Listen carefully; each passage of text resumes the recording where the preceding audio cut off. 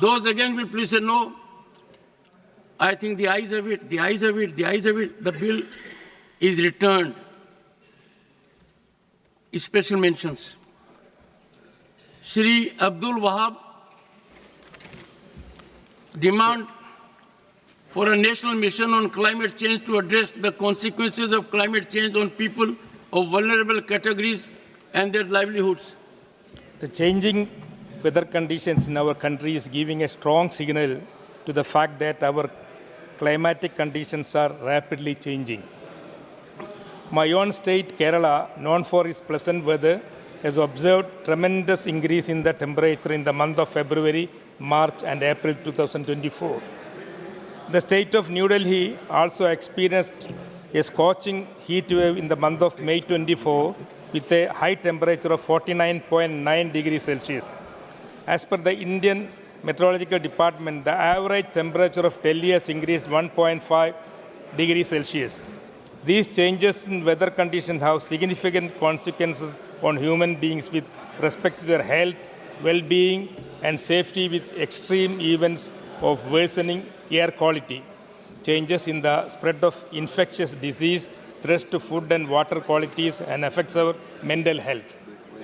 The most vulnerable amongst is the poor, unprivileged, who is homeless, children, pregnant women, old people, and aboriginal tribals. It also had tremendous impact on economic activity too, as they mostly work in the unorganized sectors such as street vendors, gig workers, construction employees. I urge the Union Government to launch a national mission on climate change to study and address the consequences of climate change on people of vulnerable categories and their livelihoods. This mission should prepare guidelines, policies, and implements welfare measures and affirmative actions for those who are most vulnerable to climatic change and its immediate events such as heat waves, floods, and bushfires. Thank you. Thank you, Mani Abdul Wahab ji. Mani Shri Mahendra Bhatt.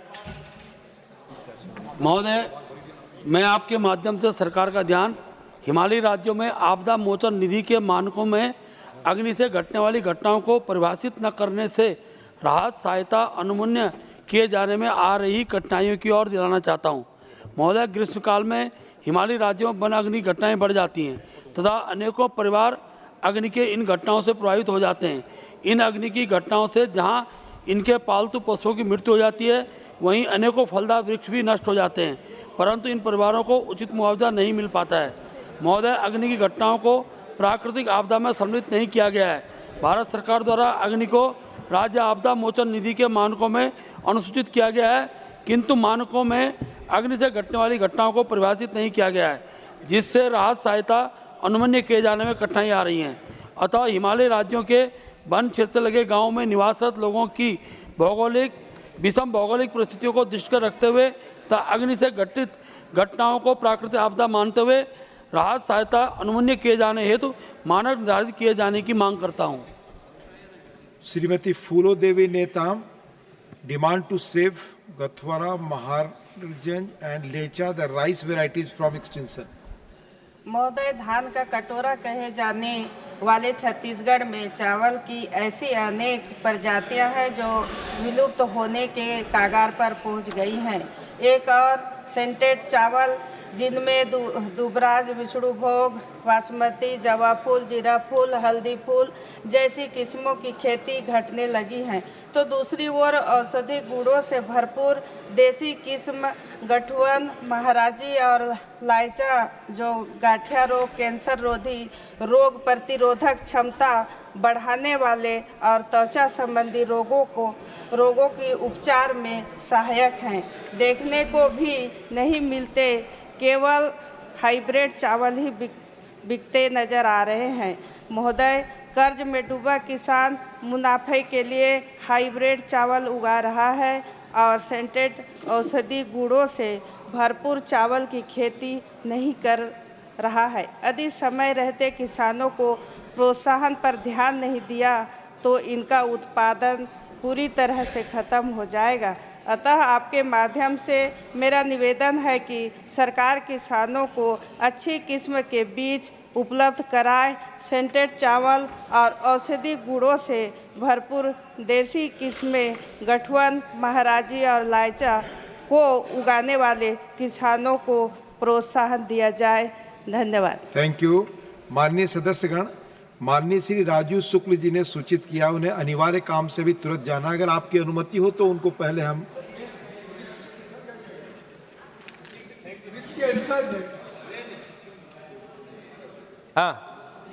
Thank you, sir. Increase in rate of interest by the Bank of Japan can have a direct impact in Indian infrastructure companies. India has been one of the biggest beneficiaries of the near zero interest rates that existed in Japan. The strategic and friendly relationship between both the Asian powerhouses saw cheap capital available to fund India's infrastructure push in the past 10 years. Moreover, it also pushed Indian companies to raise cheap funds to fuel their capital expenditure in the area of road and highways, power sector, financing and steel.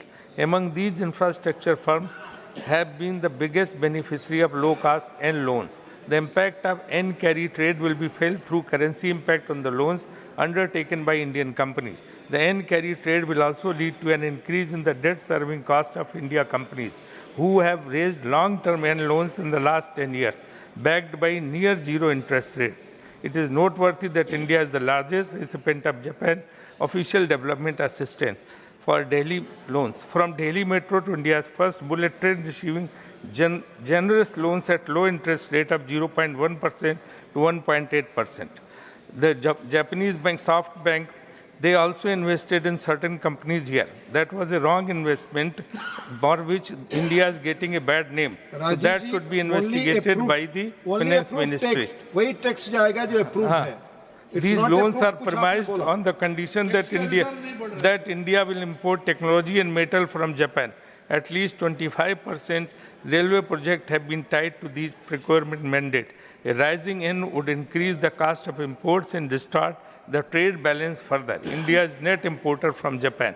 Government needs to have an action plan to deal with this challenge. I want to know how government is preparing to deal with the increase in interest rate by Bank of Japan that will have impacts on India's infrastructure projects. I urge the government, please, जो approved text है, जो वही उसी से related है वो. Related, आपने जो कुछ change किया वो record पे नहीं जाएगा. नहीं जाना चाहिए. As you know, approved text only can go. You know, you handle the chair.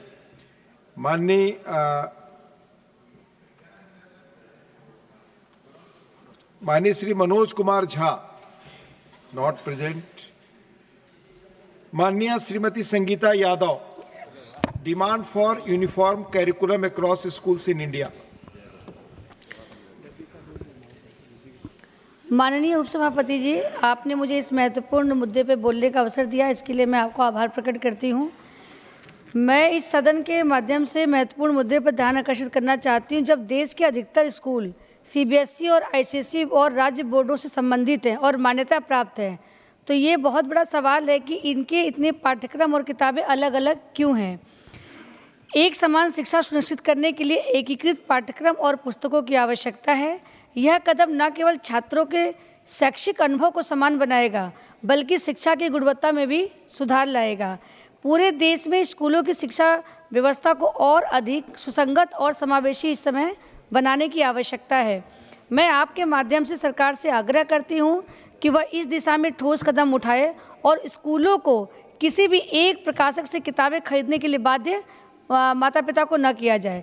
इसके लिए एक मानकीकरण की नीति की आवश्यकता है. जो अप्रूव टेक्स्ट है वही पढ़ें, कोई अतिरिक्त नया शब्द न डालें, वो रिकॉर्ड पे नहीं जाएगा. ठीक है, वो गलती से माता पिता निकले. इनके लिए मानकीकरण नीति की आवश्यकता है जो सभी स्कूलों में पाठ्यक्रम और पुस्तकें लागू करे. राष्ट्रीय स्तर पर एनसीईआरटी और राज्यों में एससीईआरटी ऐसी संस्थाएं हैं जिनके माध्यम से समान सिलेबस और किताबें लागू की जा सकती हैं. इससे शिक्षा की गुणवत्ता में सुधार होगा और सभी छात्रों के लिए समान अवसर सुनिश्चित होंगे. धन्यवाद. माननीय Shri Prakash Chik Baraik, concern over Kamakhya Guri railway flyover, Birpara railway flyover and Alipurduar Bara Bazar flyover in West Bengal. Thank you, Deputy Chairman, sir. My subject is concern over Kamakhaguri Railway Flyover, Birpada Railway Flyover and Alipurduar बड़ा बाजार railway flyover in West Bengal. मैं आज Kamakhyaguri railway flyover, Birpara railway flyover एवं अलीपुरद्वार बड़ा बाजार railway flyover से संबंधित महत्वपूर्ण मुद्दे को इस सम्मानित सदन के ध्यान में लाने के लिए खड़ा हूँ। ये बुनियादी ढांचागत परियोजनाएं हमारे क्षेत्र के आर्थिक विकास एवं सुरक्षा के लिए महत्वपूर्ण है।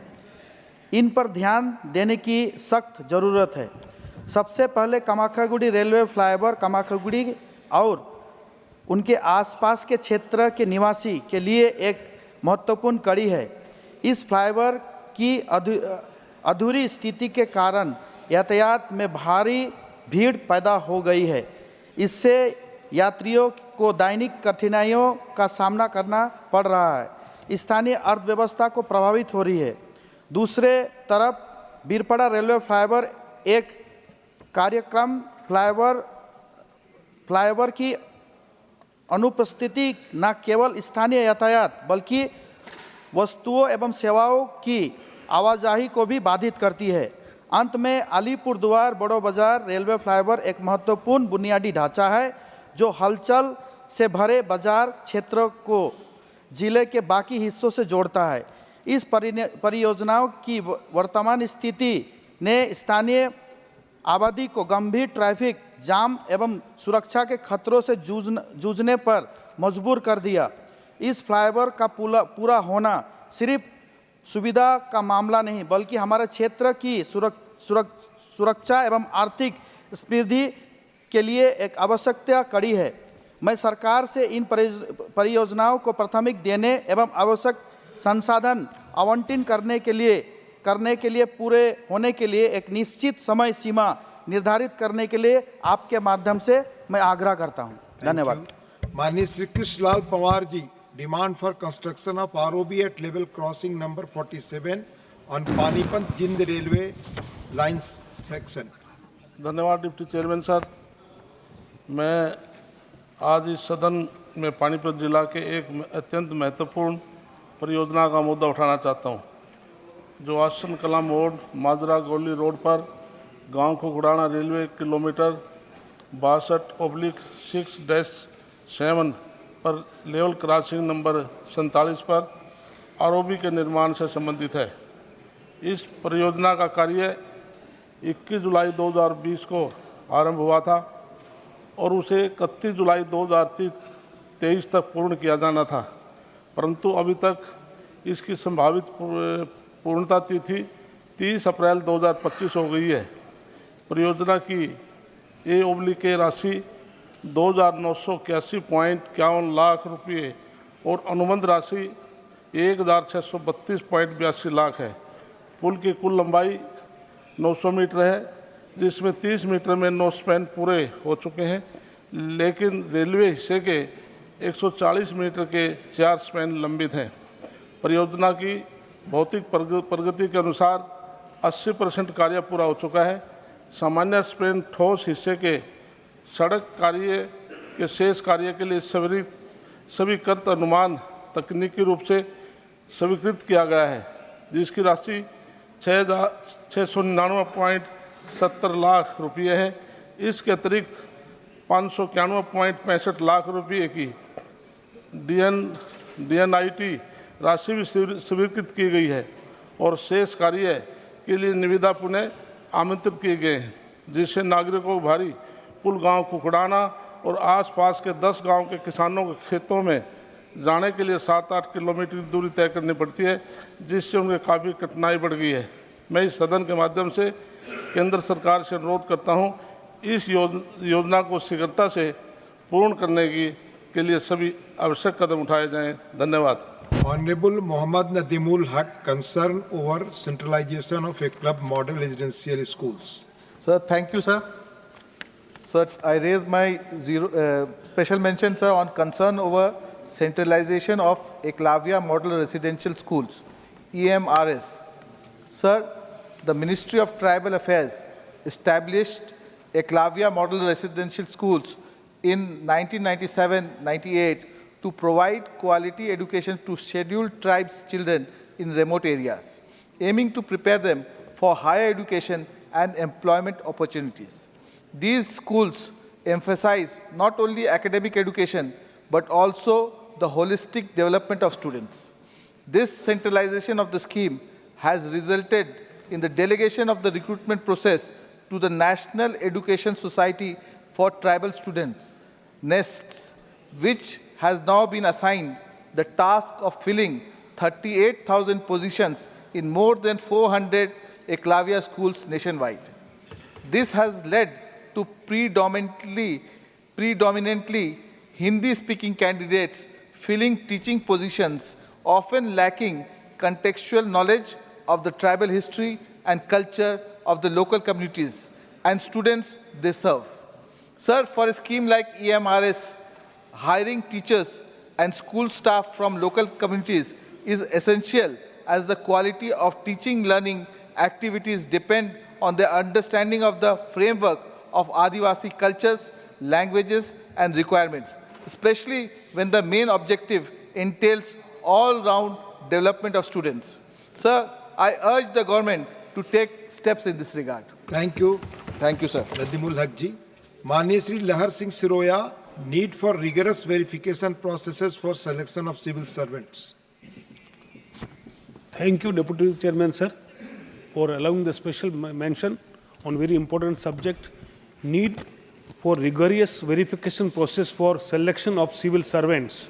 Sir, the recent allegation of misusing the other backward classes and persons with benchmark disabilities quotas to clear the civil service exams and the concern regarding the current state of the reservation and quota systems in civil services needs to be seriously re-examined, sir. Recently, in one case, an IAS probationer who has been facing allegations has been recalled the academic of administration where civil servants undergo training. The candidate's district training program has also been put on hold. The rise in such cases of dishonest candidates resulting to counterfeit certification to join the esteemed civil service in disturbing. The Union Public Service Commission and IAS, IPS remain pillar of the entry based on merit, underscoring the importance of upholding the integrity of these institutions. It is high time the government bring in necessary reforms, fixing the loopholes and curb the malpractices in UPSC selection procedure. Most of such frauds cannot happen without the support of administrative machinery. Therefore, the government must ensure stringent punishment for the corrupt officials. The government may also consider constituting a separate body to monitor reforms in the background of the background checking procedure. It is imperative that a foolproof verification of result sheets for individuals with physical and other disabilities is mandatory. The government must also look into alternative systems instead of existing post-result verification system. The government must bring a stringent protocol and procedure to verify the quota claims. Thank you, sir. Thank you. Honorable Sri C.V. Shanmugam, need to provide hassle-free education loans to students of Tamil Nadu. Not present. Dr. Ajit Madhav Rao Gopchade, demand to promote organ donation. Respected Deputy Chairman, sir, thank you very much for giving me this opportunity. My subject is demand to promote organ donation. A significant number of valuable human lives could potentially be saved if damaged or non-functioning human organs could be replaced. The demand of organ replacements is rapidly increasing, but the supply is limited. To promote organ donation, the state governments of Odisha and Tamil Nadu will honor organ donors with full state funeral honors. The state government of Odisha will also provide ₹5 lakh each to the families of organ donors. There is a substantial gap between the number of individuals in need of transplants and the actual number of organs available from deceased donors. India's organ donation rate is 0.65 per million population, which needs improvement.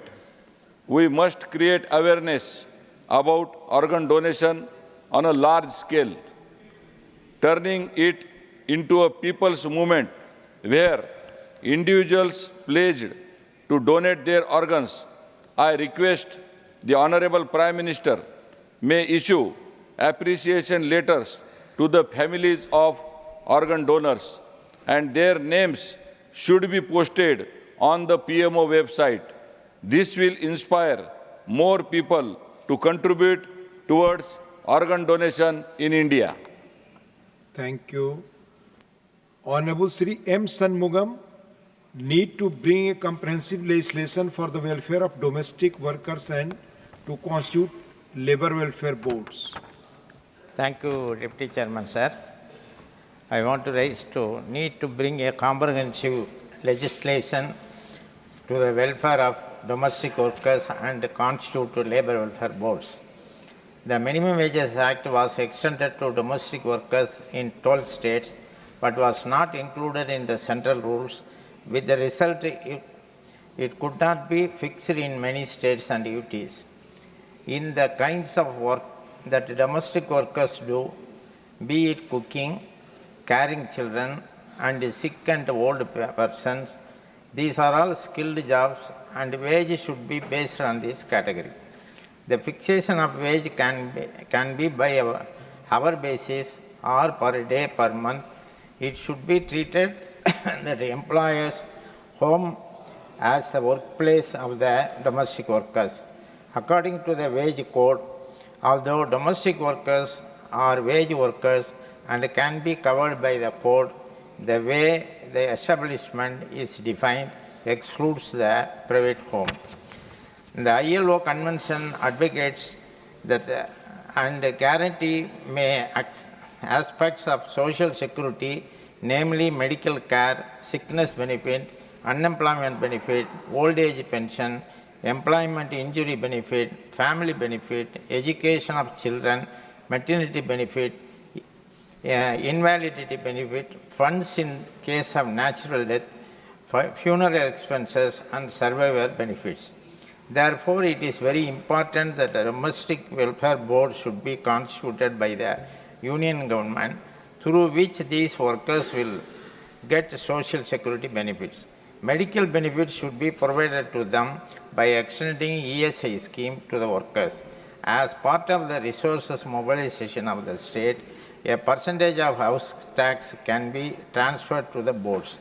I would urge the Honorable Labour Minister to bring a comprehensive legislation for constituting a boards all over the country with welfare measures of the social security. Thank you, sir. Thank you. Honorable Sri Harish Viran, concern over conjugal rights of prisoners. Thank you, sir. My subject today for the special mention is concern over conjugal rights of prisoners. Conjugal rights, the right of spouses to cohabit and maintain intimate relationships, are a fundamental aspect of marriage. This issue revolves around whether the right to conjugal visits for prisoners falls within the ambit of Article 21 of the Indian Constitution, which guarantees the right to life and personal liberty. There are an estimated number of 5,73,220 prisoners, including under trials. Prison is not just a place for punishment, but also for reformation. Depriving prisoners of their conjugal rights could have negative psychological effects, increasing frustration, depression, and even leading to severe behavioral issues. Allowing conjugal visits can help maintain family ties, reduce the strain on marriages, and provide emotional support to prisoners, which can aid in their rehabilitation. Conjugal rights can reduce instances of sexual violence within prisons, promote mental health, and aid in the maintenance of family ties, which are crucial for post-release reintegration. Canada, Spain, Germany, and in some states of US, such visits are acknowledged upon the rehabilitation benefits they offer. In conclusion, the conjugal rights of under-trial prisoners should be viewed not as a privilege, but as a fundamental aspect of human dignity and rehabilitation. On this crucial issue, let us remember the words of Oscar Wilde: "Every saint has a past and every sinner has a future." Further, compassion will cure more than sins than condemnation. I urge the government to look into it. Thank you. Thank you. Honorable Sri Iran Kadadi, demand for promoting cotton production in India.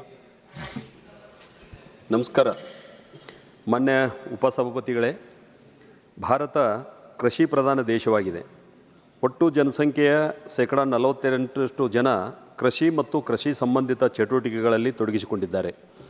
ಹೀಗಾಗಿ ಈ ಸಮುದಾಯದ ಬಲವರ್ಧನೆಗಾಗಿ ಕಳೆದ 10 ವರ್ಷಗಳಲ್ಲಿ ಪ್ರಧಾನಿ ಸನ್ಮಾನ್ಯ ಶ್ರೀ ನರೇಂದ್ರ ಮೋದಿ ಸರ್ಕಾರ ಕೃಷಿ ಕ್ಷೇತ್ರಕ್ಕೆ ಬಹಳ ದೊಡ್ಡ ಪ್ರಮಾಣದ ಅನುದಾನವನ್ನು ಕೊಡುವ ಮೂಲಕ ವಿಶೇಷ ಆದ್ಯತೆಯನ್ನು ನೀಡಲಾಗಿದೆ.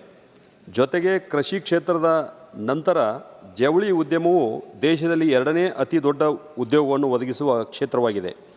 ಹೀಗಾಗಿ ಜವಳಿ ಉದ್ಯಮಕ್ಕೆ ಪೂರಕವಾಗಿ ಹತ್ತಿ ಬೆಳೆಯು ನಮ್ಮ ಗಮನ ಸೆಳೆಯುತ್ತದೆ.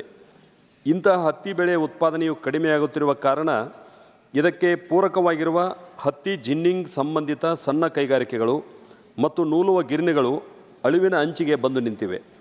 ಭಾರತವು ಜಾಗತಿಕವಾಗಿ ಹತ್ತಿಯ ಉತ್ಪಾದನೆಯ ಅತಿದೊಡ್ಡ ದೇಶವಾಗಿದೆ. ಇದು ವಿಶ್ವದ 39% ಭಾಗವನ್ನು ಹೊಂದಿದ್ದರೂ ಕೂಡ ಉತ್ಪಾದನೆಯಲ್ಲಿ ಪ್ರತಿಶತ 23% ಮಾತ್ರ ಪಾಲು ಹೊಂದಿದೆ. ಮಾಜಿ ಪ್ರಧಾನಿ ದಿವಂಗತ ಶ್ರೀ ಅಟಲ್ ಬಿಹಾರಿ ವಾಜಪೇಯಿ ಅವರು ಮಿಷನ್ ಕಾಟನ್ ತಂತ್ರಜ್ಞಾನ ಪರಿಚಯಿಸಿದ ನಂತರ ಹತ್ತಿ ಬೆಳೆಯ ವಿಶಿಷ್ಟ ಯೋಜನೆಯು ಪ್ರತಿ ಹೆಕ್ಟರ್ಗೆ 275 ಕೆಜಿಯಿಂದ 585 ಕೆಜಿಗೆ ಹೆಚ್ಚಿಸುವ ಮೂಲಕ ದೇಶವು ವಿಶ್ವದ ಅತಿ ದೊಡ್ಡ ಹತ್ತಿ ಉತ್ಪಾದಕರ ಸಾಲಿನಲ್ಲಿ ಸೇರುವುದಕ್ಕೆ ये प्रूफ टेक्स्ट आपका प्रूफ टेक्स्ट हिंदी में है. अब बाद में मैं टेबल ऑफिस को चेंज करने के लिए रिक्वेस्ट किया था सर. आप बोलिए. मैं टेबल ऑफिस को भेज दिया था, पर जो नियम है प्रूफ टेक्स्ट है वही जाएगा और जो है प्रूफ टेक्स्ट है उसी में बोलना चाहिए प्लीज. ಓಕೆ. ಉತ್ಪಾದಕರ ಸಾಲಿನಲ್ಲಿ ಸೇರುವುದಕ್ಕೆ ಅವಕಾಶ ಮಾಡಿಕೊಟ್ಟಿತು. ಆದರೂ ಕೂಡ ಪ್ರಸ್ತುತ ಜಗತ್ತಿನ ಹತ್ತಿ ಇಳುವರಿ ಪ್ರಮಾಣವನ್ನು ಗಮನಿಸಿದಾಗ ಪ್ರತಿ ಹೆಕ್ಟರ್ಗೆ ಅಮೆರಿಕ 900 ಕೆಜಿ, ಬ್ರೆಜಿಲ್ 1800 ಕೆಜಿ ಮತ್ತು ಆಸ್ಟ್ರೇಲಿಯಾ 2400 ಕೆಜಿ ಇಳುವರಿ ಪಡೆಯುತ್ತವೆ. ಇದರ ಪರಿಣಾಮವಾಗಿ ಅಮೆರಿಕ ರೈತರು ಪ್ರತಿ ಹೆಕ್ಟರ್ಗೆ 2 ಲಕ್ಷ ರೂಪಾಯಿಗಳನ್ನು, ಬ್ರೆಜಿಲ್ ರೈತರು ಪ್ರತಿ ಹೆಕ್ಟರ್ಗೆ 4 ಲಕ್ಷ ರೂಪಾಯಿಗಳನ್ನು ಮತ್ತು ಆಸ್ಟ್ರೇಲಿಯಾ ರೈತರು ಪ್ರತಿ ಹೆಕ್ಟರ್ಗೆ 5 ಲಕ್ಷ ರೂಪಾಯಿಗಳನ್ನು ಗಳಿಸುತ್ತಾರೆ. ಆದರೆ ಭಾರತೀಯ ರೈತರು ಪ್ರತಿ ಹೆಕ್ಟರ್ಗೆ 400 ಕೆಜಿ ಇಳುವರಿ ಪಡೆದು ಕೇವಲ 40,000 ರೂಪಾಯಿಗಳನ್ನು ಪಡೆಯುತ್ತಾರೆ. ಇದರ ಪರಿಣಾಮ ಜವಳಿ ಉದ್ಯಮಗಳು ಹೊರದೇಶಗಳಿಂದ ಕಡಿಮೆ ಬೆಲೆಗೆ ಹತ್ತಿಯನ್ನು ಆಮದು ಮಾಡಿಕೊಳ್ಳುತ್ತಿದ್ದಾರೆ.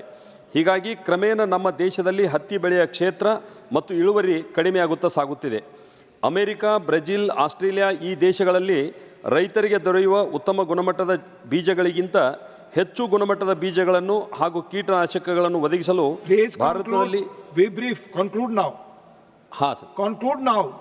आप ज्यादा पढ़ रहे हैं जो आपने प्रूफ किया, कंक्लूड करें.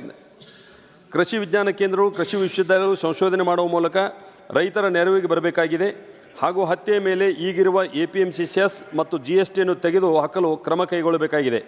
ಜೊತೆಗೆ ಹೊರದೇಶಗಳಿಂದ ಕಚ್ಚಾ ಹತ್ತಿಯ ಆಮದು ಮಾಡಿಕೊಳ್ಳುವುದನ್ನು ನಿಷೇಧಿಸುವಲ್ಲಿ ಅಗತ್ಯ ಕ್ರಮ ಕೈಗೊಳ್ಳಬೇಕಾಗಿದೆ. ಆ ಮೂಲಕ ಗಂಭೀರ ಸಮಸ್ಯೆಯನ್ನು ಎದುರಿಸುತ್ತಿರುವ ಹತ್ತಿ ಬೆಳೆಗಾರರ ರೈತರ ಹಿತ ಕಾಪಾಡುವುದರ ಜೊತೆಗೆ 4,000 ಹತ್ತಿ ಜಿನ್ನಿಂಗ್ ಸಂಬಂಧಿತ ಸಣ್ಣ ಕೈಗಾರಿಕೆಗಳು, 3,000 ನೂಲುವ ಗಿರಣಿಗಳು ಸೇರಿದಂತೆ ದೇಶೀಯ ಜವಳಿ ಉದ್ಯಮವನ್ನು ರಕ್ಷಿಸಿ ಭಾರತದ ಹತ್ತಿ ಉತ್ಪಾದನೆಯಲ್ಲಿ ಸ್ವಾವಲಂಬನೆ ಸಾಧಿಸಲು ಅಗತ್ಯ ಕ್ರಮ ವಹಿಸಬೇಕಾಗಿ ನಾನು ಈ ಸದನದ ಮೂಲಕ ಕೇಂದ್ರ ಸರ್ಕಾರವನ್ನು ವಿನಮ್ರತೆಯಿಂದ ಕೋರುತ್ತೇನೆ. ಧನ್ಯವಾದ. Thank you. माननीय कडाडी जी, आप नियम का कम से कम अनुपालन करें. नियम यह है कि जो है प्रूफ टेक्स्ट है उसी में आप बोलेंगे प्लीज आगे से, और जो है प्रूफ टेक्स्ट है वही जाएगा रिकॉर्ड पे. सर उनको आप जानते हैं, आप तो बड़े अनुभवी सदस्य हैं. He should inform here, tell here, तो वो अनुवाद भी होगा. आप अच्छी तरह जानते हैं. माननीय Shri Vikramjit Singh साहने, a request for financial assistance under 50-year interest-free loan to Punjab. Chairman, sir, if the central government is the heart of a nation, state government functions as its arteries. And when an artery is blocked, it affects the entire body's health.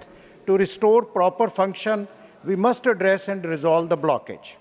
For decades, Punjab has strained its land resources to meet the nation's food security through the Green Revolution. This relentless effort has led to excessive use of chemicals and pesticides, putting the soil at risk of becoming barren, water level going down. Moreover, the state's health sector is under severe strain, earning the unfortunate title of the cancer state of India, which was also mentioned by the Honorable Agriculture Minister in his address in this August House. To revive the Punjab's prosperity... Please read the proof text only, sir. To revive the Punjab's prosperity... That will not go on the record. Sir, I am reading... No, you are not reading, so I reminded To you. revive Punjab's prosperity, immediate corrective actions are essential. Punjab, with its limited resources, relies heavily on financial support from the central government. Punjab ਕਰਜ਼ੇ ਦੇ ਬੋਝ ਵਿੱਚ ਡੁੱਬਿਆ ਹੋਇਆ ਹੈ ਤੇ ਵਿੱਤੀ ਸੰਕਟ ਵਿੱਚੋਂ ਗੁਜ਼ਰ ਰਿਹਾ ਹੈ. I request the central government to awaiting all the substantial dues ਜਿਹੜੇ program ਨੇ RDF, Mandi fee, National Health Mission, special assistance to the state capital investment.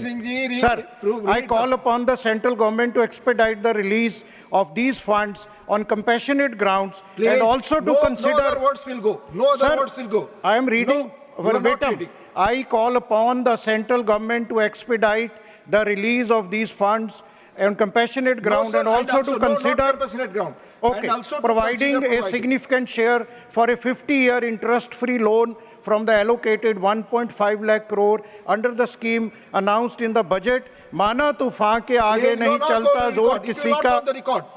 No. आप सभी माननीय सदस्य अनुभवी हैं, आप जानते हैं कि जो अप्रूव टेक्स्ट है वही बोलना है, फिर भी आप अनुपालन नहीं करते नियम का. I request again to follow the rules. माननीय Shri Samik Bhattacharya, delay in operationalisation of Haripur nuclear power plant project. Thank you sir for allowing me to speak on such important and very sensitive issue. Yes, sir, you have to also read this approved text. My subject is delay in operation of Horipur nuclear plant project. This is to bring to attention the significant delays in the Horipur nuclear power plant project, which was originally proposed to be constructed in the Purbo Midnapur district of West Bengal.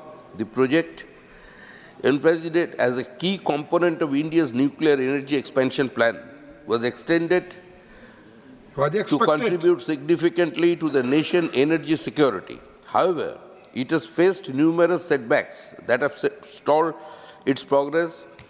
The delay of the Horipur project is a matter of concern as it hampers the region's potential to benefit from clean and reliable nuclear energy. It is imperative that all stakeholders work together to resolve these issues and move the project forward while ensuring the safety and well-being of the affected communities. I urge government to look into it. Thank you, Samik Bhattacharya ji. Mani Shri Gola Babu Rao, concern over privatization and disinvestment of the Ring Vizag steel plant. Thank you, sir. The subject is the concern over privatization and disinvestment of the Vizag steel plant. The Visakhapatnam steel plant was set up only after a decade-long public agitation of Visakha Ukku Andhrula Hakku. Over 40 people were killed in the different parts of the then undivided Andhra Pradesh during the agitation. About 1 lakh people are dependent on the steel plant, including 17,000 permanent employees and 16,000 contractual employees. Since December 2020, the company is making a monthly profit of 200 crores. The steel plant launched with 1.7 million tons capacity was later expanded to 7.3 million tons without any financial support from the center. Therefore, it makes no economic sense to the private steel plant.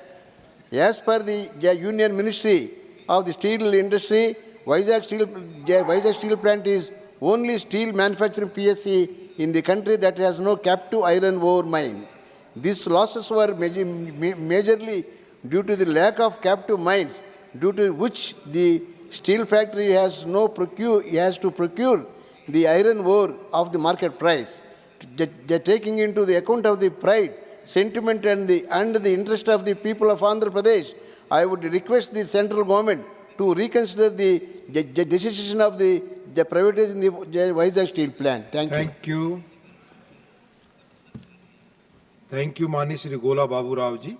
Mani Shri Bansilal Gujar ji, demand to stop illegal garlic trade. धन्यवाद उपसभापति महोदय, आपने मुझे अत्यंत ही महत्वपूर्ण विषय की तरफ सरकार का ध्यान आकर्षित करने का मौका दिया है। मेरी मांग है कि सरकार लहसुन के अवैध व्यापार पर रोक लगाए। वर्तमान समय में चीन में उत्पादित लहसुन, जिसे स्वास्थ्य के लिए हानिकारक होने के कारण भारत सरकार द्वारा प्रतिबंधित किया गया है, अवैध तरीके से भारत में लाया जा रहा है। यह लहसुन मुख्यतः रक्सौल, सिलीगुड़ी, जोगबनी, इम्फाल और वीरगंज सीमाओं से क्षेत्र से अवैध आवक हो रही है, जो फर्जी बिलों के माध्यम से देश के विभिन्न क्षेत्रों में पहुंचाई जा रही है। इस अवैधानिक गतिविधि के निम्नलिखित गंभीर परिणाम सामने आ रहे हैं। अवैध व्यापार से हमारे देश के किसानों को लहसुन के भाव में भारी नुकसान हो रहा है। इस अवैध व्यापार से प्रतिदिन केंद्र और राज्य सरकार के विभिन्न करों की चोरी होती है, जिससे राजस्व का भारी नुकसान हो रहा है। चीन की लहसुन स्वास्थ्य के लिए हानिकारक पाई गई है और इस पर वर्ष 2014 में प्रतिबंध लगाया गया था। इसे देश में खपाकर नागरिकों के स्वास्थ्य के साथ खिलवाड़ किया जा रहा है। अवैधानिक तरीके से लहसुन की आपूर्ति देश का स्वच्छ व्यापार प्रभावित हो रहा है। अवैध लहसुन व्यापार में करों की चोरी से देश के लहसुन उत्पादक किसानों को उनकी फसल का उचित मूल्य नहीं मिल पाता है, जिससे किसान निराश हो रहे हैं। महोदय, मैं आपसे अनुरोध करता हूं कि सरकार तथ्यों का समग्र रूप से परीक्षण कर संबंधित अधिकारियों को जांच कर उचित वैधानिक कार्रवाई करने हेतु निर्देश देने का कष्ट करें। धन्यवाद।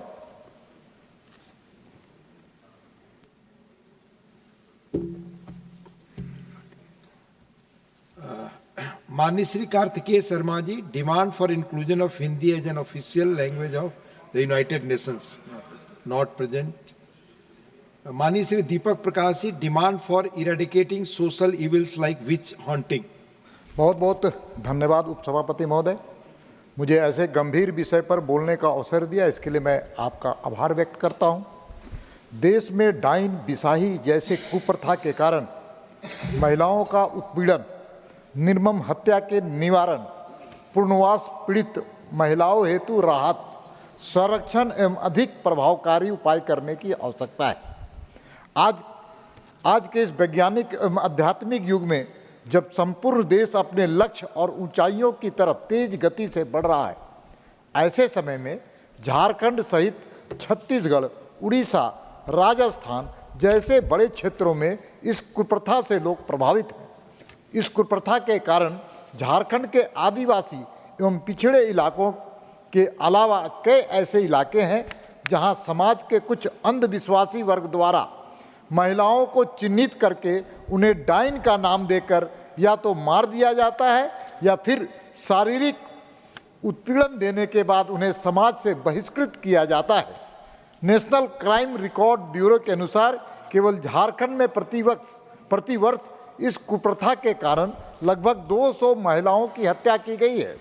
1991 से 2010 के बीच में लगभग 1157 महिलाओं के इस कुप्रथा के कारण हत्या हो चुकी है। आज के समय में भी झारखंड प्रदेश की राजधानी रांची में ही पिछले 10 वर्षों में 250 हत्याएं हो चुकी हैं, जो बड़ा दुख एवं विचार करने योग्य विषय है। अतः इस समस्या के बारे में जनता में जागरूकता लाने की आवश्यकता है। मेरी सरकार से ये मांग है कि इस पर गंभीरतापूर्वक ध्यान दिया जाए। धन्यवाद। धन्यवाद माननीय Deepak Prakash ji. Honourable Shri B Partha Sarathi Reddy, concern over rapid upsurge in cyber crimes. Honorable Deputy Chairman, sir, thank you very much for giving me the opportunity to mention on the very important subject, cyber crimes. Sir, today I wish to draw the House's attention to the worrisome issue of the rapidly surging online cyber financial fraud in our country. While India has witnessed rapid growth in digital technology and artificial intelligence, there has simultaneously been a significant rise in online fraud targeting our citizens, especially innocent and illiterates. Sir, it is concerning to note that in the first quarter, that is January to April of this year alone itself, over 7.4 lakh of cybercrime complaints were registered by the National Cybercrime Reporting Portal. Further, according to the Indian Cybercrime Coordination Center, an average of 7,000 cybercrime complaints were registered daily in May 2024. 85% of them registered under financial fraud. As a consequence, our citizens have lost approximately about 1,750 crores to cyber fraud between January to April this year, sir. The severity of the crime has further escalated with cyber criminals adopting sophisticated methods. They now deceive potential victims by posing as government authorities, police officials, and intimidating, blackmailing, and extorting individuals under false pretenses of involvement of their children in crimes or accidents. This manipulative approach is particularly distressing for parents living away from their children, as it not only inflicts financial harm but also causes emotional trauma. Sir, as cyber crimes are at rapid upsurge, the government must take immediate and stringent actions for faster convictions and severe punishments. I would also sincerely request the Ministry of Electronics and Information Technology to conduct campaigns, workshops at war footing to create awareness among citizens about the evolving means of scams. Thank you very much. Thank you, Parsarthi ji. माननीय Shri Pradeep Kumar Verma ji, demand to start rail service from Barbil to Ranchi. बहुत बहुत धन्यवाद आदरणीय उपसभापति महोदय. मेरा विषय है demand to start rail service from Barbil to Ranchi. Jharkhand राज्य की स्थापना के 24 वर्षों के बाद भी पश्चिम सिंहभूम कोल्हान क्षेत्र रेल मार्ग द्वारा राजधानी से नहीं जुड़ पाया है. गुआ, बड़बिल, नुआमुंडी, डोगापोसी, झिंकपानी के लोगों को चाईबासा बस स्टैंड आकर बस के माध्यम से रांची राजधानी जाना पड़ता है, जिसमें भारी राशि और समय खर्च होता है. चाईबासा से रांची यात्रियों के बस किराए के रूप में 350 रुपये, वहीं गुआ, बड़बिल, नुआमुंडी से रांची के लिए बस किराए के रूप में 450 रुपये व्यय करना पड़ता है. ट्रेन की उपलब्धता नहीं होने के कारण यात्रियों को सड़क मार्ग से लंबी दूरी तय करनी पड़ती है. देश का सबसे घना जंगल क्षेत्र जो हो जनजातियों का निवास स्थान भी इसी क्षेत्र में है. चक्रधरपुर मंडल अंतर्गत यह क्षेत्र खनिज पदार्थ की ढुलाई कर भारतीय रेलवेज को सर्वाधिक राजस्व प्रदान कर रहा है. खनिज पदार्थों के साथ साथ चाईबासा शिक्षा के क्षेत्र में engineering college, diploma college, IIT और नई कोल्हान यूनिवर्सिटी बनाए जाने से अब शिक्षा का हब बन गया है. चाईबासा का यह क्षेत्र झारखंड में एसीसी सीमेंट, राजखरसावा के बांगुड़ सीमेंट कंपनी के उत्पादन से रेलवे को व्यवसाय देने का कार्य बड़ी कुशलता से कर रहा है. किंतु चिंताजनक है कि अरबों रुपए के व्यवसाय देने वाला कोल्हान क्षेत्र अब भी प्रमुख क्षेत्रों के रेल मार्गों की सुविधा से वंचित है. उपरोक्त परिस्थिति में मैं सरकार से अनुरोध करता हूं कि कोल्हान प्रमंडल के विकास एवं यात्रियों की सुविधा को देखते हुए बड़बिल से रांची भाया चाईबासा फास्ट मेमो ट्रेन का परिचालन प्रारंभ करने की पहल हो. बहुत बहुत धन्यवाद. धन्यवाद माननीय प्रदीप कुमार वर्मा जी. माननीय Shrimati Sumitra Balmik, demand for direct train services from Jabalpur to Pune, Mumbai, Hyderabad, Bengaluru and Delhi. जी धन्यवाद उपसभापति महोदय. आज मैं एक अत्यंत महत्वपूर्ण मुद्दे की ओर आपका ध्यान आकर्षित कराना चाहती हूँ, जो न केवल जबलपुर के निवासियों बल्कि पूरे महाकौशल क्षेत्र को प्रभावित करता है.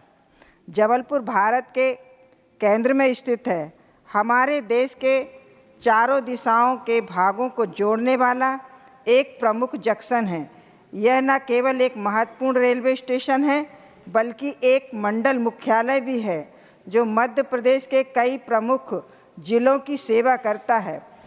अपने व्यापक सड़क, रेल और हवाई नेटवर्क के माध्यम से जबलपुर 1 करोड़ से अधिक लोगों को कनेक्टिविटी प्रदान करता है। वर्षों से जबलपुर से देश के विभिन्न हिस्सों और आर्थिक केंद्रों की ओर यात्रा करने वाले लोगों की संख्या में काफ़ी वृद्धि हुई है। विशेष रूप से युवा वर्ग पुणे, मुंबई, हैदराबाद, बेंगलुरु और दिल्ली जैसे विकसित महानगरों में रोजगार, शिक्षा और बेहतर अवसरों की खोज में जाता है। जबलपुर से इन महानगरों तक सीधी ट्रेन की सीमित संख्या के कारण यात्रियों को अप्रत्यक्ष मार्ग अपनाने पड़ते हैं। यह सीधी ट्रेन सेवाओं की कमी न केवल व्यक्तिगत प्रगति में बाधा डालती है बल्कि महाकौशल क्षेत्र के सामाजिक आर्थिक विकास को भी बाधित करती है। इसलिए जबलपुर आसपास के क्षेत्र के लोगों की लंबे समय से चली आ रही मांग को देखते हुए मैं अनुरोध करती हूं कि पुणे, मुंबई, हैदराबाद, बेंगलुरु और दिल्ली तक सीधी ट्रेन सेवाओं को बढ़ाया जाए। मैं रेल मंत्रालय से आग्रह करती हूं कि इस महत्वपूर्ण मांग पर विचार करें। धन्यवाद उपसभापति महोदय। धन्यवाद सुमित्रा जी। माननीय Shrimati Dharmshila Gupta, demand of trains from Delhi to Darbhanga. धन्यवाद उपसभापति महोदय। महत्वपूर्ण मुद्दे पर सरकार का ध्यान आकृष्ट कराने के लिए आपने मुझे अवसर दिया, इसके लिए बहुत बहुत आभार। मेरा विषय है demand of trains from Delhi to Darbhanga. Delhi से दरभंगा के लिए ट्रेनों की संख्या कम होने के कारण यात्रियों को बहुत परेशानी का सामना करना पड़ता है। मैं आपके माध्यम से रेल मंत्री जी से कहना चाहती हूं कि दिल्ली से दरभंगा के लिए सामान्य यात्री ट्रेनों के साथ साथ दरभंगा स्टेशन के राजस्व को देखते हुए एक राजधानी ट्रेन चलाने पर भी विचार करें। वर्तमान में जो ट्रेनें चल रही हैं उनमें स्लीपर क्लास के कोच बढ़ाने की तत्काल आवश्यकता है।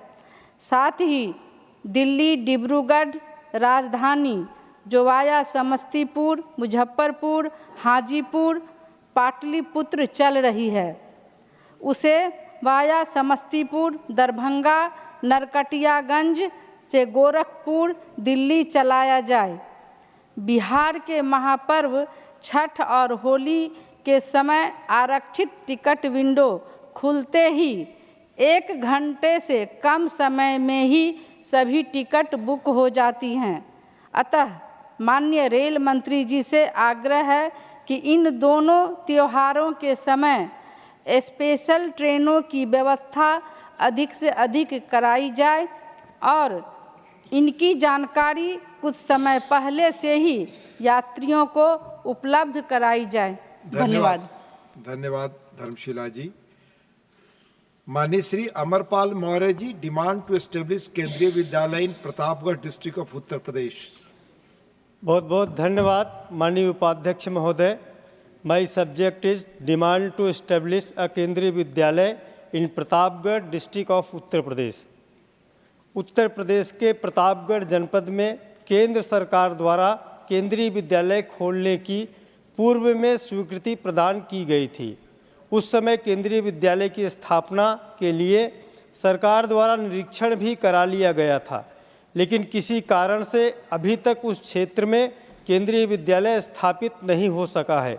जनपद प्रतापगढ़ के शासकीय स्तर पर केंद्रीय विद्यालय की स्थापना के लिए भूमि की आवश्यकता के अनुसार प्रस्ताव भी किया जा चुका है। स्कूली या प्राथमिक स्तर की शिक्षा किसी भी बच्चे के जीवन में एक नींव का कार्य करती है। इसलिए प्रतापगढ़ जनपद के विद्यार्थियों के उज्जवल भविष्य के लिए केंद्रीय विद्यालय का स्थापित किया जाना अति महत्वपूर्ण है। इसके साथ ही इस क्षेत्र में निवास करने वाले कमज़ोर वर्गों या आर्थिक रूप से कमज़ोर परिवारों के बच्चे हों या फिर केंद्रीय सरकार में कार्यरत कर्मचारी हों या फिर भारतीय सेना में दूर दराज के क्षेत्रों में तैनात सैनिक हों, उनके परिवार जो साथ में नहीं रहते हैं वो अपने गृह जनपद में ही निवास करते हैं, उनके बच्चों की शिक्षा के लिए भी केंद्रीय विद्यालय का होना जरूरी है। आपके माध्यम से सरकार से निवेदन है कि अतिशीघ्र केंद्रीय विद्यालय की स्थापना करवाई जाए, जिससे कि प्रतापगढ़ जनपद में रहने वाले बच्चों के भी उच्च गुणवत्तापूर्ण शिक्षा प्राप्त हो सके। बहुत बहुत धन्यवाद। धन्यवाद अमरपाल मौर्य जी। माननीय Shri Shambhushan Patel ji, demand for running of superfast and Vande Bharat trains from Sheikhpura district of Bihar and its surrounding stations. धन्यवाद उपसभापति महोदय, आपने मुझे स्पेशल मेंशन में बोलने का मौका दिया है। महोदय, मैं आपके माध्यम से सरकार का ध्यान एक महत्वपूर्ण विषय पर आकर्षित करना चाहता हूं। महोदय, मैं बिहार प्रांत के शेखपुरा जिला से आता हूं। महोदय, शेखपुरा बिहार के प्रथम मुख्यमंत्री आदरणीय श्री कृष्ण जी का गृह जिला भी रहा है। वर्तमान एनडीए सरकार के कार्यकाल में वहां विकास के बहुत से कार्य हुए हैं। महोदय, शेखपुरा जिला हमारे देश के आदरणीय प्रधानमंत्री जी के नेतृत्व में आकांक्षी जिलों में शामिल है। शेखपुरा और उसके आसपास के जिलों के बहुत सारे बच्चे दिल्ली, पुणे, कोटा पढ़ने के लिए जाते हैं एवं बहुत सारे लोग बाहर रोजी रोटी के तलाश में इन प्रदेशों में जाते हैं, लेकिन डायरेक्ट रेल कनेक्टिविटी नहीं होने के कारण वहां के लोगों को बहुत से मुश्किलों का सामना करना पड़ता है। अतः सदन के माध्यम से माननीय रेल मंत्री जी से आग्रह करना चाहता हूं कि गोड्डा पुणे हमसफर एक्सप्रेस का ठहराव शेखपुरा में हो तथा क्यूल जंक्शन से शेखपुरा, लखीसराय, शेखपुरा, नवादा, गया होते हुए दिल्ली, कोटा एवं मुंबई के लिए एक सुपरफास्ट ट्रेन चलाया जाए एवं गया से नवादा, शेखपुरा, लखीसराय, किऊल, जमुई होते हुए हावड़ा के लिए वंदे भारत ट्रेन और गया, नवादा, शेखपुरा, किऊल, जमालपुर, भागलपुर होते हुए मालदा टाउन तक एक वंदे भारत चलाने की कृपा करें, जिससे बिहार के शेखपुरा, नवादा, जमुई, लखीसराय, मुंगेर, भागलपुर, बांका एवं गया एवं झारखंड के बहुत सारे लोगों को इसका डायरेक्ट लाभ मिल सके। धन्यवाद। माननीय श्री केसरी देव सिंह झाला, need for regulation of private detective agencies.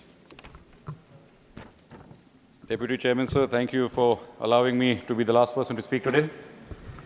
Sir, the private detective agencies are on the rise, catering to needs from personal investigations such as infidelity and background checks to corporate inquiries such as fraud and due diligence. These agencies offer valuable services. They also pose substantial threats to personal identity and information security. The lack of stringent regulatory framework has aggravated concerns leading to potential misuse and abuse of data. The primary threats posed by agencies are unauthorized access to and misuse of personal information. Detectives often employ covert methods to gather data, including surveillance, tracking, and hacking digital devices. If these agencies remain unregulated, the potential for violations will escalate. They could resort to illegal surveillance techniques such as wiretapping, hacking, and unauthorized tracking. Lack of oversight has meant that there is no legal recourse for victims of these activities, leaving them vulnerable and without protection. Moreover, the information gathered by agencies could be sold or leaked to third parties, including criminals. In the corporate world, competitors could exploit private detectives to engage in corporate espionage, stealing trade secrets, intellectual property, and indulging in insider trading. So the previous government in 2007 had proposed a private detective agencies regulation bill. However, despite its significance, the bill was withdrawn, leaving a regulatory vacuum. The withdrawal has allowed unregulated growth in this sector with example of malpractices. Introducing legislative framework is imperative to ensure that these agencies are bound by law. Provisions such as establishment of a central regulatory authority, registration, audits, and stringent penalties for breaches, and also guidelines on permissible investigative methods, rules to prevent the misuse of collected data will all help.